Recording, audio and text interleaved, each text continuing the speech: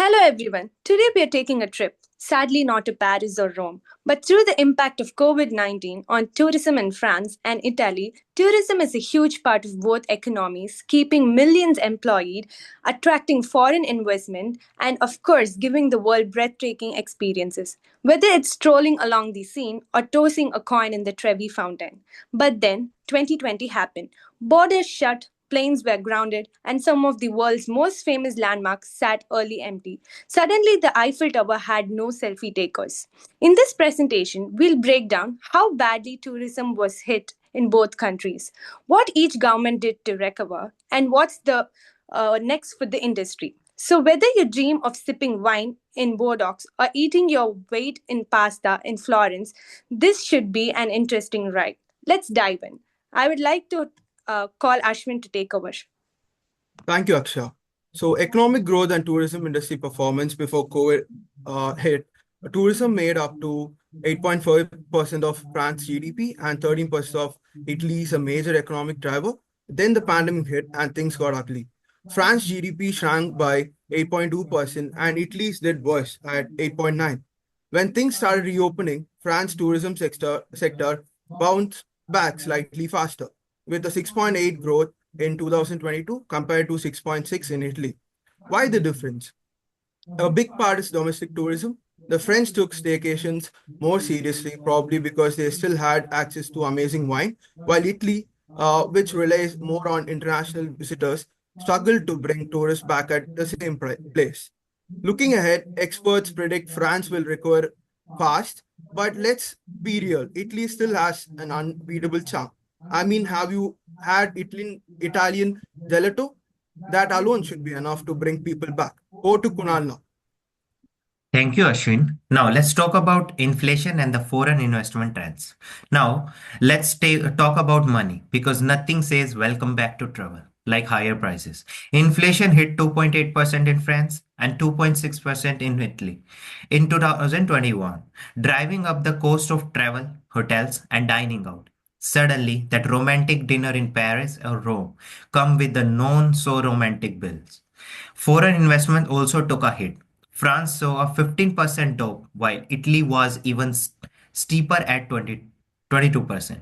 But here's the interesting part. Investors still have more confidence in France. Why? A diversified economy, faster recovery, and stronger policies. In short, France is looking a little more stable in the long run, but Italy still an irresistible destination, just a riskier one. Abrar will tell you government support and loanable fund market. Thank you, Kunal. So, governments had to step in fast, and their strategies were quite different.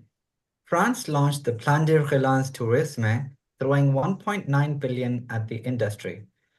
They focused on digital transformation and suitable tourism, making sure Paris stays a dream destination. Italy, meanwhile, went with tax breaks and infrastructure grants, more of a fix it now, figure it out later approach. When it comes to loans, France had an easier time thanks to low interest rates from the European Central Bank. Italy, however, struggles with high sovereign debt, making it harder for businesses to secure funding. Essentially, France is getting easier credit while Italy is stuck with tougher loan conditions, kind of like trying to get a last-minute dinner reservation in Milan. Now over to Arvind. Thank you, Abrar. Now let's talk about unemployment and labor market trends. COVID didn't just shut down tourist spots, it also put a lot of people out of work.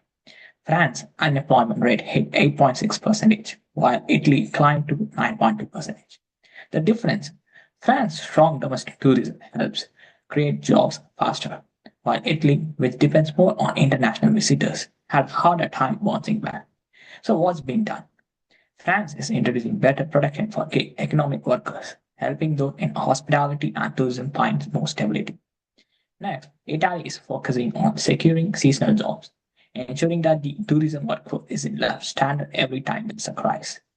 Both countries are making changes, and let's be honest, without the dedicated tourism workers who would be turned to fend, You get hopelessly lost in minutes or need restaurant accommodation in Paris.